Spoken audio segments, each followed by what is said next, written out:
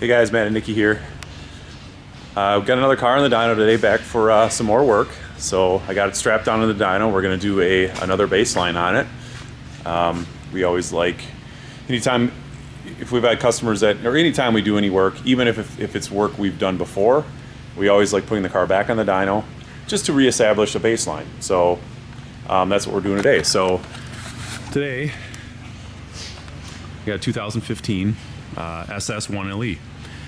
This is a really good customer of ours. This car is a serialized package, so this car has our stage 1 package on it, and he road races this car, so you can see it's sitting a little lower. He's got some springs on it. He's got some brakes, brake work done to it, brake hoses, just some of that typical stuff, some bushings and stuff, typical stuff that helps him handle just a little bit better than how they come from the factory. So, but I did want to kind of go over, before we do a baseline pull on it, I want to go over kind of what our stage 1 package for Camaro SS is, and this would also apply to a 6th gen SS, very similar. So basically a stage 1 is all external modifications. So this car has our Nickey edition American Racing headers on it, 2-inch. We always run 2-inch headers. I probably mentioned that in some other videos.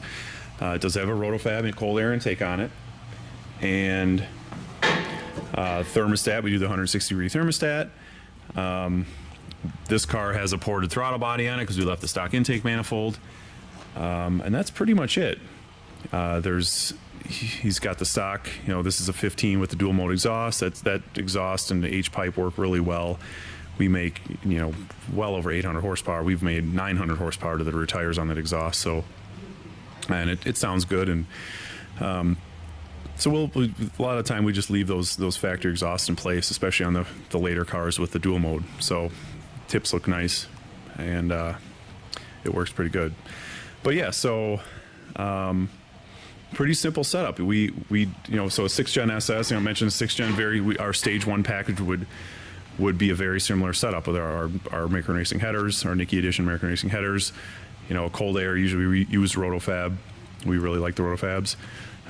Usually maybe a throttle body, ported throttle body, or a bigger throttle body. Now a stage 1 package could also include, on something like this, could include like a fast intake manifold. We could do a fast 102 with a 102 throttle body. So again, our stage 1 stuff is just all external. So, and I did mention that this car is a serialized car. So this is, I'll call it lower the hood. This has Nickey serial number. So this is a KLE004. So this is our number 4 1LE for a 5th gens. And the way we number these cars, we number them per specific model. So we'll do SSs, we'll do convertibles, get specific numbers. If it's a Z28, it would get a specific number. If it's a ZL1, it'll get a specific number. If it's a ZL1 convertible, it'll get a specific number. So we kind of break it down even into the sub models. So yeah, obviously 1LE is a submodel of the SS, and so 1LEs get their own list of numbers. So so this car is here.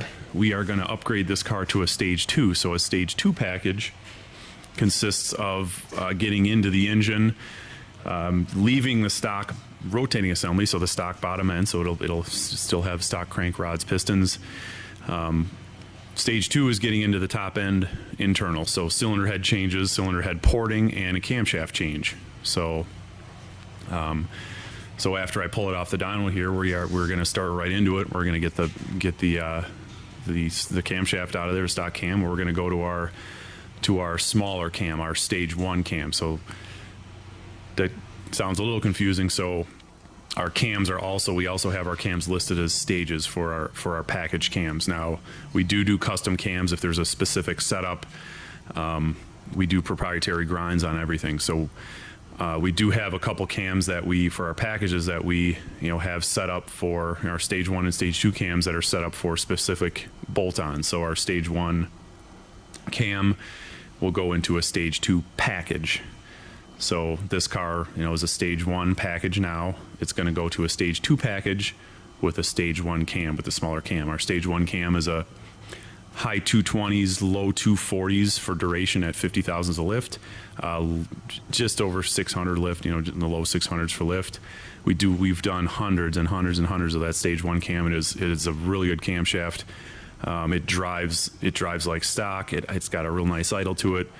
I've probably made, maybe there's a video or two on my page here where we've done, you know, where I've done some dynos with that camshaft, and I've probably had some good exhaust notes of it and with it chopping on the dyno.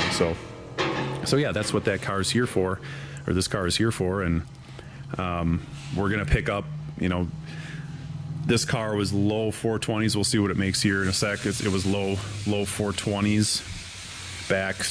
Last time we had it on the dyno was maybe 3 years ago, maybe actually probably 4 years ago now. And that's why we like to reestablish, because this car does get raced, and it's, you know, he's hard on it, and we just want to reestablish, make sure everything's healthy, make sure that the power's where it was when we left it, make sure it's not dropping off for some reason, or we got a problem, because then the dyno's a good indicator of if we got something going on bad where we just want to throw a cam in it and then start trying to dyno tune it again and we got a problem somewhere. So that's why we like to reestablish a baseline, just so we're current on our comparison when we do the camshaft change. Obviously we'll do, you know, do a final pull, and I'll make another video on this car when we do have it back on the dyno with our camshaft in it. So yeah, I'll put the camera down, and you can kind of see what our stage 1 package makes. You know, this external bolt-on package makes to the rear tires for horsepower.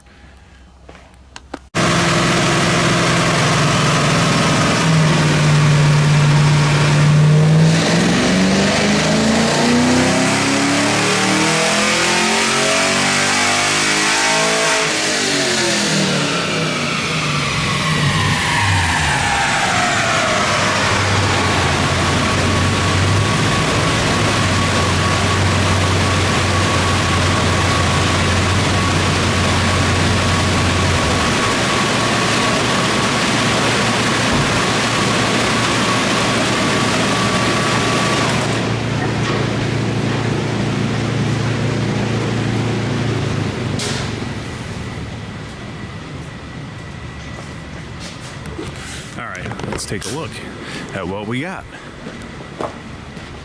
So it's like 428 horsepower and 428 pound-feet of torque. That's the rear tires. So take a look at that graph. That's pretty typical for a basic bolt-on 5th gen with our tuning.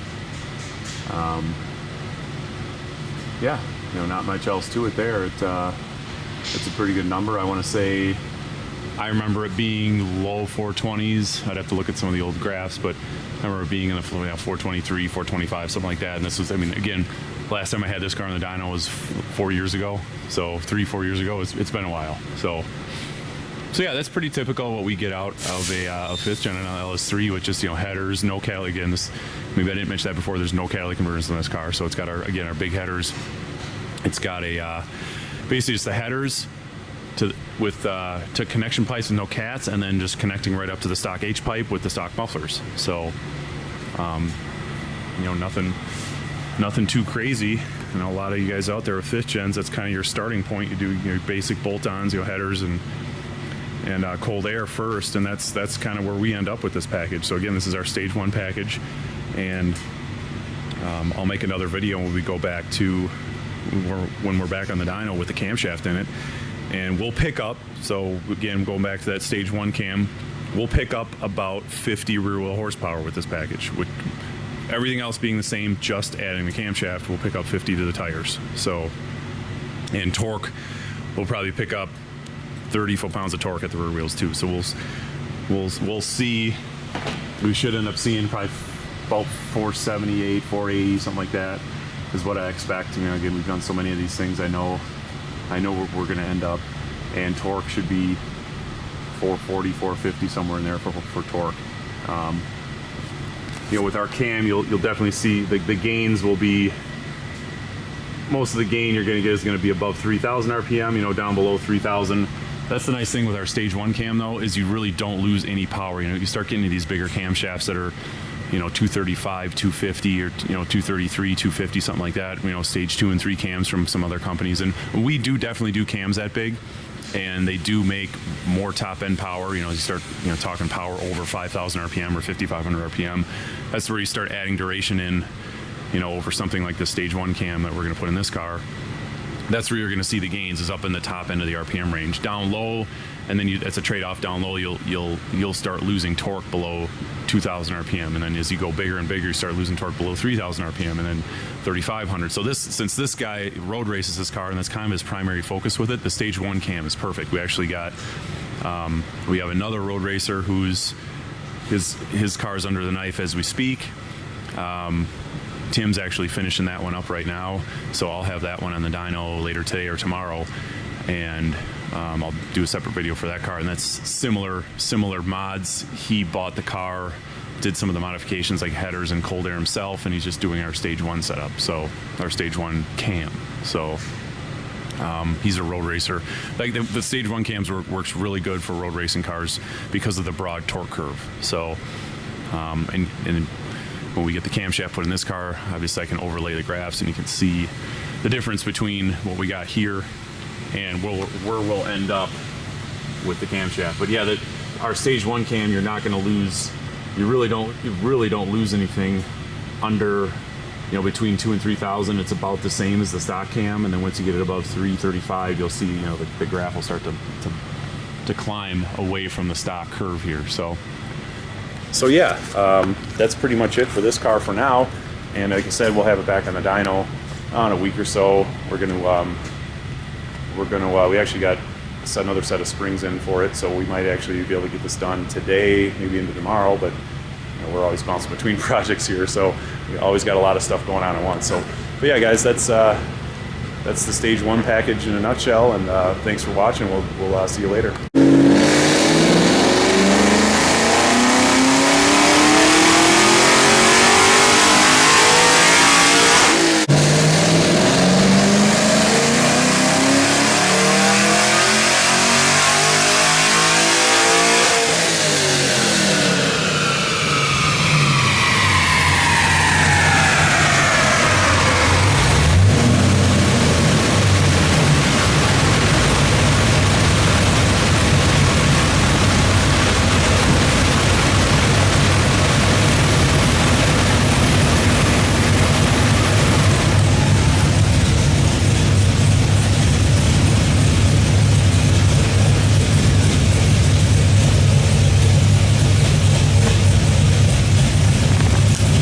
Stage 1 cam on this car now. So this has the stock NPP exhaust.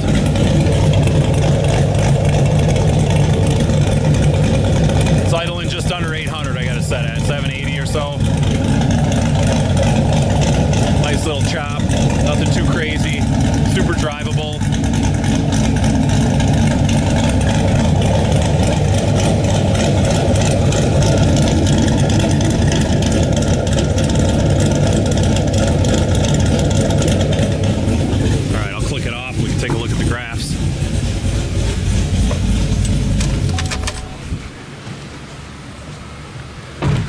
So again, on this car, I got all my working runs up there, but again, do a lot of Stage 1 cams. Those are my 3 working runs. So looks like the highest one, that last pull you just saw, 485, 451 torque. So let me clear them off. We'll take a look at the last one. So, there you have it. Another one of our Stage 1 cams. Pretty nice curve. Pulls nice to 7. I might even bump the limiter up. I think I got it 69 something, 6980, something like that. I might bump it up to 7100. Again, our valve spring and push rod package, Tronian upgrade. I've taken these things to 73, 7400, no problem. But as the power starts to roll off, there's not a whole lot of reason to take it up that high. Maybe certain situations. And if you take them to the drag strip and you're looking for every last 10, sometimes it's faster to wind them out a little past peak. Look, the peak is 61 right in here, but you can see how it's peaks right about here. You can see how it's carrying power all the way, and even if you rev it out to 771, it's still going to be over 450 power. It's still going to maybe just come down to 450, where your shift recovery is going to be, back to the lower fives if you're revving it out this high. So you can, in a drag racing situation, you can keep it in this meet, and then same as a straightaway down the road race. Again, this guy's more of a road racer, but he does everything with this car: street, drag, road race, all sorts of stuff. So yeah, that's another example of our stage 1 cam. The last video I did, maybe it was a few days ago, that car came in, well, I think it was 479. So these cars are always a little different. For some reason, you'll see the 14 and 15s, and maybe this is just me, but the 14 and 15 LS3s in the 5th gen Camaros will always dyno a smidge higher, and I'm not sure if that's, not sure why. We see that with the crate engines too, the LS3 crate engines, as some of the later ones we've got in the past few years. They usually, you put them in a car, and we've even replaced LS3s for guys with crate engines in 5th gen Camaros with our stage 1 cam, and the crate engines make a little more power for some reason. I don't know if it's casting or cylinder head castings are better or something like that. The core shift isn't as bad, but so yeah, that's a stage 2 package, being upgraded from a stage 1 package with our stage 1 cam. So that camshaft bumps this car up to a stage 2 car. So just like earlier in the video from a few days ago, you can see nothing's changed. It looks exactly the same, but that's pretty much all we did. So that's a good apples to apples comparison between the stock cam and our stage 1 cam. So I'll bring up this car. I do not have a stock baseline for, but I did do a baseline on that video you guys saw. So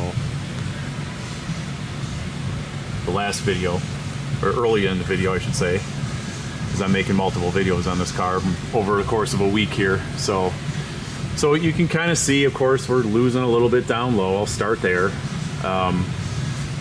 That's kind of typical. This car was a pretty strong car as it was, and that's kind of your trade-off there. You can see right at 3,000 though, that camshaft takes over. So some of the other cars I'll do, like that other one I did from a few days ago, that there from the baseline, I was able to make more down low just because the car was in previous tune. Didn't have it, or at least not sure. The tune was unknown. It had a cold air. So this car, I tuned this 428. I tuned this car 3 or 4 years ago with the headers, the cold air, and the off-road connection pipes. So again, this is where that car was with the bolt-ons, with the long tubes, no cats, the stock catback, and that Roto-Fab cold air. So that's what that red line is. That was my old. So I try to, obviously when we dyno tune these things, bolt-ons, you're able to get a bunch more power and, down low with the stock cam, but that you can kind of see the trade-off. But now we'll move on to the good. Obviously, in any sort of racing situation, it's rare that you're going to be below 3,000 RPM. Maybe on a road course you'll get caught, or you forget to downshift a gear or something like that. But normally you're, the lowest you're going to go in any sort of situation like that is about 3,000. So there is no trade-off there. And once you get above 3, obviously, and then when you get above 5,000, that's really where the gain is huge. I mean, that's where you're gaining that 50 horsepower. So, and obviously, on top of that, you're able to extend the usable rev range of the engine. Again, I can bump this out to 7,100. I kind of tailor rev limits to what the guys are going to do with the car. If it's just a general street guy that doesn't race, just was in here for some sound and a number. which there's nothing wrong with that. Some guys, that's what they do. They don't really want to get to the racetrack, and so I'll usually on a situation like that, I'll leave the rev limiter a little lower. Maybe somebody that's not quite as experienced at driving the car. This particular customer he's raced cars. He's been racing cars for a long time. He races go-karts. This car will get used at the track, will get used at the road course. So I'll probably raise his rev limiter up a little bit more, just so give him because he knows what he's doing. He knows where he can watch a tach. He knows where the red line is. He knows where he's, where he needs to be with the tachometer. So I feel comfortable with him letting it go out to 71. So sometimes we get these customers that like to just do burnouts and bang them off a limiter, and then I'll set them I'll set them a little lower. Otherwise, we don't need cars banging off a rev limiter for 5 minutes straight trying to blow a set of tires out, especially a high rev limiter. So again, different situations. None of my tunes are cookie cutter. They're all tailored to specific customers and specific modifications, obviously. So I'm really happy with that. 45 is a really good number for, that's basically a cam bolt-ons. That's a stock intake manifold. That's pretty good. So no head work. We haven't taken anything off the top of this engine other than digging into the middle of it for the camshaft. So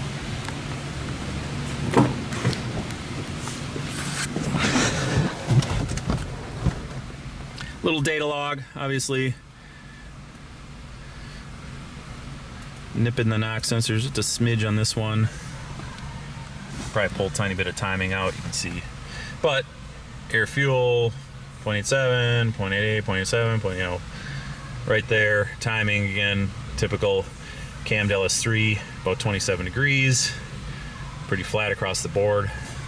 I do need to pull, again, not completely done. Just because I'm done dynoing this car doesn't mean I'm done tuning it. So I need to pull a degree out right here. You can see the knock sensor. That's these little nibbles, like 0.2, 0.2, 0.6. I don't worry about those, but this one's a little bit, that one's a little wide, 0.7, and it's kind of a long knock. That'll pull a degree out right there. So, and that'll take care of that. That's real easy. That's just that one spot where we hit the peak air mass at 1. So I got plenty of fuel there. I'll just pull a little bit of spark out. That's easy. This car is going to be with us through the winter time, though, so I'll have a chance to get this thing out on the street and run through the gears a couple times. And we always do that. Customers' discretion. We do that. We will take them out. I got some streets in Mexico that I take the cars to and run them through the gears, especially a car that's going to get raced at the customer's discretion. If they, that we will always ask them that, hey, do you mind? We obviously street drive the car, but because you race it, do you mind if I take it out and run it through and put it through the paces a little bit and take it up to RPM and, not necessarily have to wind fourth gear out, but, I'd like to, maybe obviously a second gear and maybe a little bit of a third gear wind out. So, but yeah, that's, again, a little data log. I know you guys have seen a bunch of these in my other videos. So for any typical thing, it's the same exact data logger set I use for all E38 and E67 computers. So this car is going to come off the dyno, and we're going to tuck it away for a couple more months until we see some nicer weather. It's about 10 degrees out, and we got a couple 3 inches of snow last night and early this morning, and so we're in the middle of winter. So this thing's not going anywhere outside for a little while. So I'm done with the dyno tuning, and it'll continue to hibernate in the front of our shop. We kind of have that luxury here at Nickey where we have our new shop has a huge showroom up front, and we can customers that bring cars in for the winter time, we can store them for them. So yeah, that's that. Again, that's that 1LE. A really nice looking car. It's got a really nice stance, sitting on some lowering springs, and he's got some ZL1 brakes on it and some brake hoses, and the car's pretty sweet, pretty nice piece. So yeah. So until next time, guys, that'll do it for this car, and keep checking back on the channel, and I'll have some more stuff on the dyno, and we'll see you then. Thanks.